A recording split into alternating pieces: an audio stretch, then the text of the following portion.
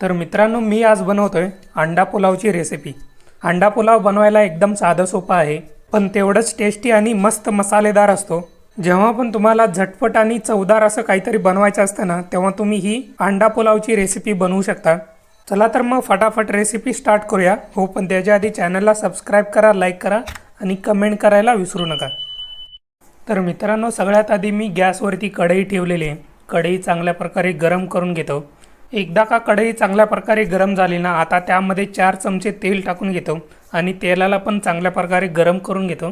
आता या गरमागरम तेलामध्ये 1 चमचा जिरा टाकून घेतो। जिऱ्यानंतर 1 चमचा लसूण टाकून घेतोय आणि आता सगळ्यात शेवटी 2 बारीक चिरलेल्या हिरव्या मिरच्या टाकून घेतोय।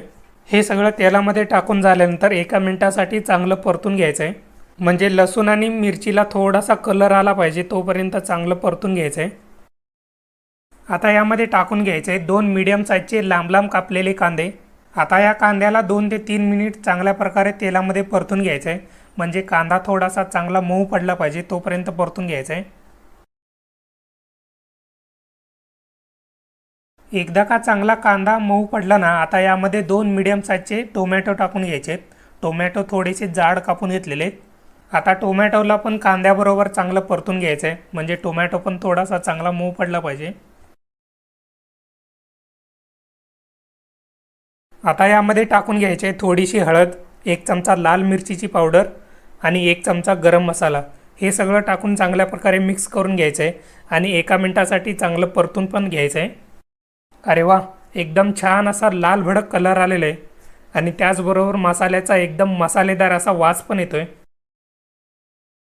मित्रांनो, आता यामध्ये टाकून घेतोय उकडलेली अंडी। उकडलेली अंडी टाकत असताना अंडी कापून टाकायची आहेत। तुम्हाला जसं पाहिजे तसं तुम्ही टाकू शकता, लहान मोठे। मी तर एका अंड्यामध्ये 12 तुकडे करून टाकतोय, म्हणजे अंड्याचे तुकडे एकदम मोठे पण नाही होणार आणि एकदम लहान पण नाही होणार, एकदम मीडियम साईजमध्ये चांगले होतील। उकडलेली अंडी टाकून झाल्यानंतर ना चांगल्या प्रकारे मिक्स करून घ्यायचं आहे।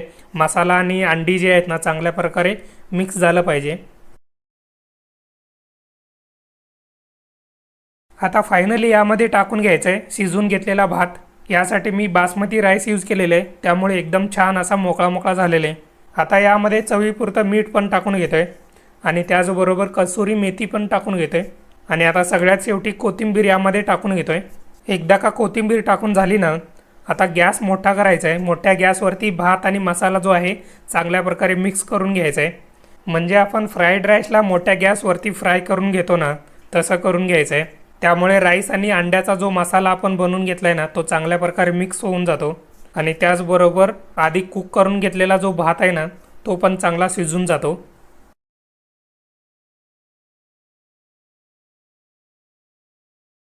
तर मित्रांनो, अशा प्रकारे एकदम साध्या सोप्या पद्धतीने आपला एग पुलाव रेडी झालेला आहे। टेस्टला एकदम अप्रतिम झालेले आहे आणि त्याचबरोबर मसाल्याचा जो वास वगैरे येतोय ना, तो एकदम अप्रतिम येतोय। तुम्ही पण एकदा तुमच्या घरी नक्की ट्राय करा। चला तर मग मित्रांनो, रेसिपी तुम्हाला नक्कीच आवडली असेल तर कमेंट करा, लाईक करा आणि हो, सगळ्यात महत्त्वाचं चॅनलला सबस्क्राईब करायला विसरू नका।